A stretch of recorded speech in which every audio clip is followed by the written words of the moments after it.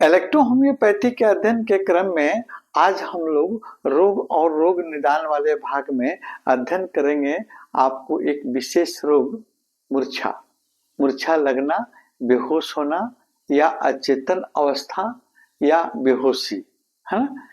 ये सभी आपको रोग का नाम है ना, जिसको हम अंग्रेजी में फेंट के नाम से जानते हैं। बेहोशी, बेहोशी, मूर्छा, अचेतन अवस्था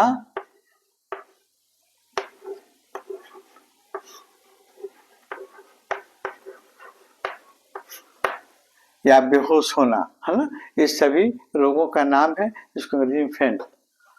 इसी आपको रोग को मेडिकल टर्म में हम साइनोकोप के नाम से जानते हैं। साइनोकोप, है ना।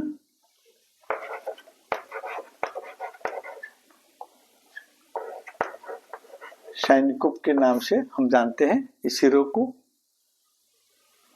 मूर्छा आने का बहुत सा कारण होता है ना, लेकिन सबसे आपको प्रमुख कारण में ब्रेन में आपको हमारे मस्तिष्क में ब्लड की सप्लाई का कम होना, ऑक्सीजन पोषक तत्व की सप्लाई कम मात्रा में होने लगती है, तो व्यक्ति कुछ क्षण के लिए, है ना, आपको बेहोश हो जाता है, अचेतन अवस्था में चला जाता है, उसको मूर्छा लग जाती है ना। और लगभग आपको 95% बेहोशी का कारण यही होता है, हमारे ब्रेन में ब्लड की सप्लाई का कम होना। लेकिन आपको ये साइनकोपी जो शब्द है ना, ये मेडिकल टर्म जो है, आपको इसमें मेन कारण आपका ब्रेन में ब्लड का सप्लाई कम मात्रा में होना ही आपको बेहोशी का कारण होता है। इसका शाब्दिक अर्थ अगर हम देखते हैं और उस पर सोचते हैं तो फिर साइनकोपी में मेन कारण यही होता है, आपको ब्लड का सप्लाई कम होना ब्रेन में।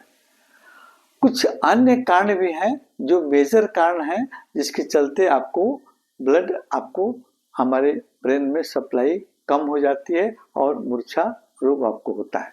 जैसे आपको वासोवेगल साइनकोपी, है ना, वासोवेगल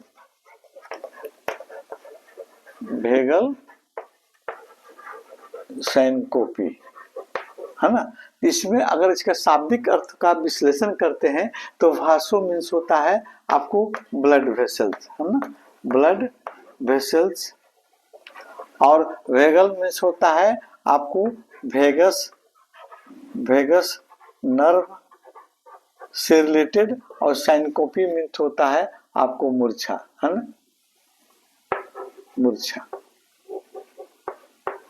है ना। यानी आपको ब्लड वेसल्स, वेगस आपको वासो मीन्स ब्लड वेसल्स यानी ब्लड सप्लाई करने वाले आपको नलिका, और आपको वेगल आपको मत होता है आपको वेगस नर्व से संबंधित, और आपको साइनकोपी मतलब मूर्छा, है ना। यानी आपको ये वासोवेगल साइनकोपी है, ये आपको किस तरह होता है, कैसे होता है, इस पर हम थोड़ा सा आपको विचार करते हैं, है ना। देखिए, सबसे पहले आपको ये वेगस नर्व जो है ब्रेन से निकलने वाली सबसे बड़ी नर्व होती है, और ये हमारे गले से होते हुए हमारे लंग्स और हार्ट पर अपना, और डाइजेस्टिव ऑर्गन पर भी अपना क्रिया दिखाती है, इसको क्रिया को कंट्रोल करने में मदद करती है। तो ये वेगस नर्व जो है आपको, जब कोई व्यक्ति आपको डर जाता है या ब्लड निकलते हुए ब्लड को देख लेता है, या सिरिंज लगाते हुए देख लेता है, सुई लगाते हुए देख लेता है ना, या उसको कभी गंभीर किसी को चोट लग गया, माथा फट गया, ब्लीडिंग होने लगी, उसको देख लेता है, तो उस समय आपको, या कोई आकस्मिक खबर, अप्रिय घटना का खबर उसको मिल जाती है, सुन लेता है, तो उस समय हमारा वेगस नर्व जो है आपको अति सक्रिय हो जाती है, ओवर एक्टिंग करने लगती है, और जिसके कारण आपको उस समय आपका हार्ट बीट को प्रभावित कर देती है, आपके ब्लड प्रेशर को प्रभावित कर देती है, यानी आपके हार्ट बीट को कम या अधिक कर सकती है, आपके ब्लड प्रेशर को आपको कम कर देती है, लो कर देती है, ब्लड वेसल्स फैल जाते हैं, है ना, और बीपी कम हो जाता है, और फिर क्या होता है, ब्रेन को ब्लड सप्लाई आपको कम होने लगती है उस समय, और फिर वह व्यक्ति आपको बेहोश हो जाता है, अचेतन अवस्था में चला जाता है कुछ क्षण के लिए। दूसरा इसका मेजर कारण है आपको अर्थोस्टेटिक हाइपोटेंशन, है ना, अर्थोस्टेटिक्स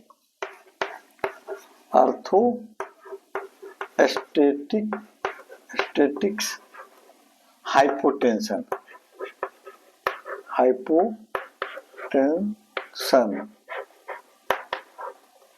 ये आपका, इसका जब हम शाब्दिक अर्थ हम देखते हैं तो अर्थो मीन्स होता है आपको खड़ा या सीधा, और फिर एस्थेटिक्स मीन्स होता है आपको खड़ा होने की स्थिति, है ना, एस्थेटिक्स मीन्स होता है आपको खड़ा रहने की अवस्था, है ना, खड़ा रहने की अवस्था। आदमी जब खड़ा होता है, खड़ा रहने की अवस्था, और हाइपोटेंशन होता है आपको ब्लड प्रेशर का कम होना, बीपी का कम होना। अगर पूरे शब्द का हम शाब्दिक अर्थ देखते हैं तो होता है कि जब कोई व्यक्ति खड़ा होता है, यानी खड़ा होने पर उसका बीपी कम हो जाता है, लो हो जाता है। लेटे रहने या मैंने सोए हैं, हम किसी बिछावन पर सोए हैं या बैठे हैं, अचानक खड़ा होने पर बीपी कम हो जाता है ना। इस परिस्थिति में जब हम आदमी बैठा रहता है या आपको लेटा रहता है तो उस परिस्थिति में आपके शरीर में आपका ब्लड जो है पूरी मात्रा में हर एक ऑर्गन में आपको रहता है ना। यानी ब्लड जो है सामान्य रूप से आपके सभी ऑर्गन में सोई हुई अवस्था में या बैठे हुए अवस्था में आपको समान स्तर में आपको ब्लड पूरे शरीर में आपको रहता है। लेकिन अगर वो आदमी जब खड़ा होता है तो ब्लड जो है आपको ग्रेविटी गुरुत्वाकर्षण बल के कारण आपका ब्लड पैरों की तरफ आपको बहने लगता है, पैरों की तरफ ज्यादा आपको जाने लगता है ना। और उस समय क्या होता है कि आपको ब्रेन को, आपको हार्ट को आपको ब्लड कम मात्रा में मिलती है और ब्रेन को कम मात्रा में आपको ब्लड मिलती है, जिसके चलते वो व्यक्ति आपको बेहोश हो सकता है। यानी खड़ा रहने की पोजीशन में आपको ब्लड प्रेशर का कम होना, है ना, ये आपका बेहोशी का कारण आपको बनता है। और फिर सबसे मेजर फैक्टर आपको कार्डियक सिनकोपी, है ना। कार्डियक सिनकोपी आपको सबसे खतरनाक आपका बेहोशी का कारण बनता है, आपको कार्डियक सिनकोपी।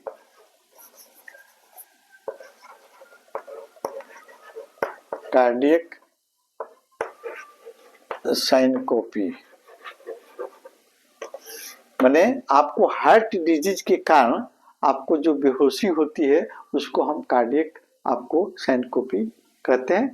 जैसे हार्ट की क्रिया, फंक्शन और फिर उसके बनावट में खराबी आने के चलते जो बेहोशी होती है ना, आपको उसके चलते जब ब्रेन में आपको ब्लड सप्लाई कम होती है तो फिर आपको बेहोशी होती है। जैसे मानते हैं हार्ट के मसल्स अगर कमजोर हो जाए तो फिर आपको हार्ट पंपिंग करने में आपको उसको दिक्कत होगी, ब्लड को आपको आयोटा के माध्यम से पूरे शरीर में नहीं भेज सकती है, उस तरह ब्रेन में भी ब्लड नहीं जा सकता है ना।